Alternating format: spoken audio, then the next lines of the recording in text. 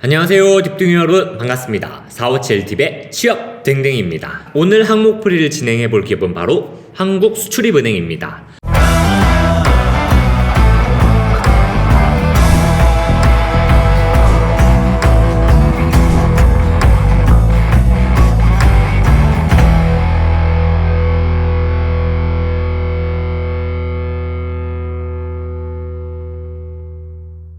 자, 겨울이 끝나가는 이 시점에 여러분들이 이제 열심히 취업 준비를 하고 계실 텐데요. 이럴 때 뭘 해보면 딱 좋을까요? 네, 바로 인턴이죠. 그래서 이번에 저희가 인턴 항목풀이를 자세하게 진행을 해드릴 테니 여러분들 자소서 꼭 잘 쓰셔서 수출입은행 인턴을 해보시는 기회를 꼭 잡으시길 바라겠습니다. 자, 그러면 오늘 항목풀이를 한번 바로 시작해보도록 하겠습니다.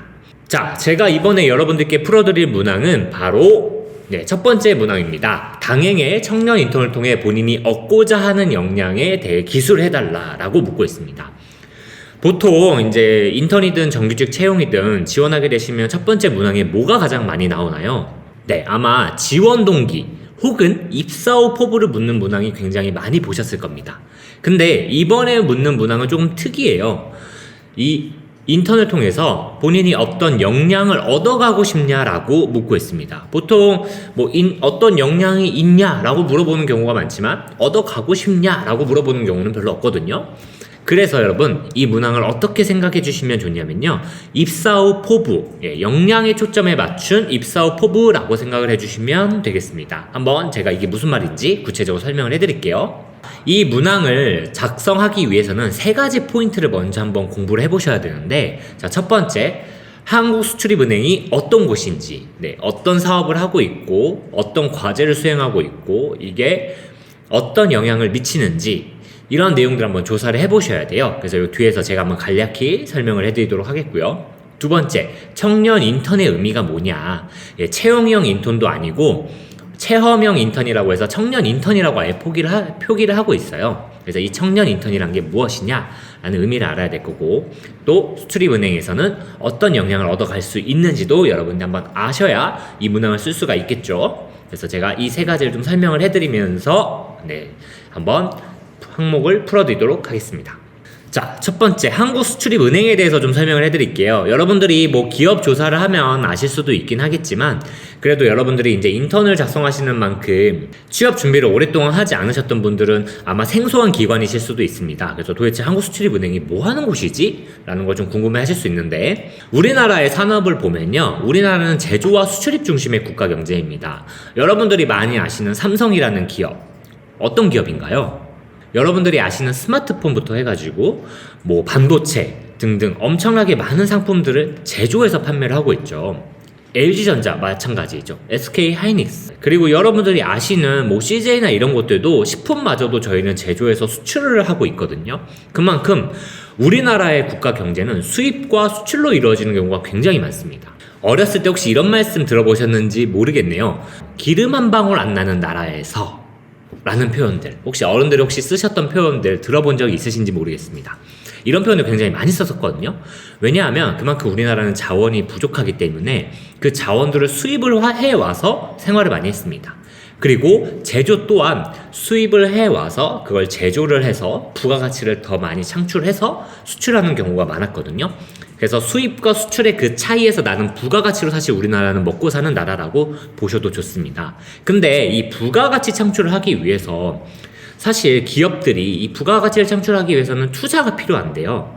그리고 돈이 필요한데 이걸 지원해주는 기관이 어디냐? 라고 생각해 주시면 바로 한국수출입은행이라고 생각해 주시면 됩니다. 한국수출입은행에서 기업들에게 금융상품을 제공을 하고 또 일정 부분은 투자를 진행을 하면서 수출입에 기여를 하고 있구나 라고 생각을 해주시면 됩니다. 자, 여러분들 표에 보시면 알겠지만 우리나라의 수출 의존도는 이 20개국 중에 거의 3위에 해당하고요. 수입 의존도 또한 20개국 중에 4위에 해당합니다. 그만큼 우리나라는 수입과 수출에 대한 의존도가 굉장히 매우 높은 나라라고 할 수 있겠습니다. 여러분들 아마 이제 한국수출입은행에 대해서 홈페이지나 아니면 기사들 읽으시면서 아마 어떤 사업을 하고 있는지는 많이 조사를 해보실 텐데, 한번 제가 비하인드 스토리 한번 이제 좀 설명을 해드리도록 하겠습니다.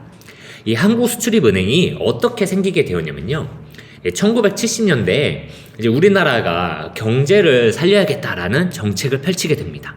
그래서 이제 각 산업별로 어떻게 이 국가 경제를 이끌어 갈 것이냐라고 하면서 다양한 이제 미션들을 이제 설정을 하고 나아가게 되는데, 그 중에서도요, 저희가 중화학 공업에서 이제 수출을 좀 높이기로 한 분야가 있었습니다. 그래서 여러분들, 저희가 1960년대에 어떤 상품들 수출해주는지 아시나요? 머리카락도 수출하고요. 여러분들 사실 아실지 모르겠지만 오줌 같은 것도 수출하고요. 뭐 동물의 표피부터 해가지고 정말 이 나라에서 팔 수 있는 것들은 다 팔았습니다. 근데 이제 70년대 들어서는 우리나라도 뭐 머리카락에서 사람 몸에서 나는 머리카락이나 아니면 뭐 동물의 표피 이런 거 말고 우리도 이제 제대로 된 제품이나 상품을 수출해보자 라는 이런 목표를 가지고 이제 중화학 공업을 좀 발전을 하자 라는 목표를 가지고 수출을 하게 돼요. 그래서 여기 보시면 알겠지만 선박, 뭐 버스, 기계, 플랜트 이런 것들 이제 수출하기로 합니다. 그래서 열심히 해서 동남아 국가 7개국에 1,900만 달러의 이제 상품 규모를 수출하게 됩니다. 근데 여러분들 수출하게 됐는데요, 그 당시 때 동남아 국가들이 충분한 자본이 없기 때문에 1,900만 원 달러를 한 번에 지불하기에는 돈이 없는 겁니다. 그래서 돈을 못 주겠다라고 했는데, 우리나라 입장에서는 굉장히 소중하게 얻은 수출의 기회인데 저 상대 국가에서 한 번에 돈을 줄 수가 없어서 이 수출 기회를 놓치게 된 상황입니다. 그래서 정부에서는 어떻게 하냐, 이걸 지원할 수 있는 기관이 있으면 하나 좋겠다. 네, 그래서 생각해낸 것이 바로 외상 수출에 대한 개념입니다. 물건은 먼저 수출을 해내고 그 다음에 돈은 천천히 갚아라. 여러분들도 혹시 이제 대학생분이실 수도 있지만 이제 취업 준비를 하시는 분들은 뭐 부모님으로부터나 아니면 본인이 발급받으셔서 신용카드 쓰시는 분도 있으실 거예요. 아니면 부모님께서 신용카드 쓰시는 거 많이 보셨죠. 어떻게 사용하나요? 당장 돈을 내거나 하진 않죠. 신용카드로 먼저 긁어서 지불을 하고 나중에 신용카드 고지서가 오면 한 달 뒤에 그 돈을 일정한 날짜에 돈을 내게 됩니다. 외상으로 물건을 먼저 사고 나중에 신용카드사에 그 돈을 갚게 되는 거죠. 이런 개념이 바로 신용공여인데, 이 개념을 마찬가지로 무역 분야에서도 활용을 한 거예요.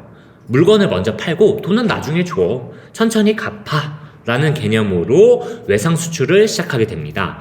그리고 이거를 담당할 수 있는 기관이 필요한데 그게 바로 한국수출입은행인 거죠. 그래서 여러분들, 제가 쉽게 한마디로 설명드리면 그냥 여러분들 무역금융에 있어서 신용카드사랑 똑같다라고 생각해 주시면 돼요. 여러분들도 이제 신용카드로 물건 긁으시면 당장 돈이 나가진 않잖아요, 내 통장에서. 근데 어떻게 되나요? 나중에 이제 그 돈을 갚게 되죠. 특히 여러분들 할부라는 혹시 개념 아실지 모르겠지만, 물건을 사실 때 뭐 노트북이라든지 가전제품 같은 경우는 뭐 100만원, 몇백만원 단위의 금액들이 많잖아요. 그럴 때 저희가 이걸 할부를 이용해서 사게 되는데, 그거를 무역에도 도입을 했다라고 생각해 주시면 되고, 이러한 것들을 제공하는 곳이 한국수출입은행이라고 생각을 해주시면 아주 쉽게 접근해 보실 수가 있어요. 구체적으로 제가 이제 사업들을 좀 설명해드리면, 공적 수출 신용기관이라서 ECA를 하고 있습니다. 제가 아까 말씀드린 것처럼 그런 신용 관련된 사업들을 제공하고 있는 거예요. 그리고 EDCF라고 해서 이제 개발도상국이나 경제개발이 필요한 국가에 저희가 원조 사업도 펼칩니다. 무료로 하고 있을까요? 아닙니다. 요거 뒤에서 제가 한번 설명드릴게요. 그리고 남북협력기금이라고 해서 통일 기반에 필요한 자금을 조성하기도 하고요. 그래서 여러 가지 사업들을 하고 있는데, 가장 메인은 무엇이다? 수출입 기업들에게 필요한 금융 서비스, 여신을 제공하는 곳이 한국수출입은행이다라고 생각해 주시면 되고, 무역, 수출입 제조 분야에 있어서의 신용카드사다라고 생각해 주시면 여러분들 직관적으로 이해를 하실 수 있을 겁니다. 그 EDCF에 대해서 좀 설명을 해드리려고 합니다. EDCF라는 것이 무엇이냐면, 이제 저희가 우리나라도 이제 경제가 성장함에 따라서 이제 돈을 많이 벌고 국가가 이제 국민 소득이 증가하다 보니까 이제 개발도상국의 원조 사업을 펼치게 됩니다.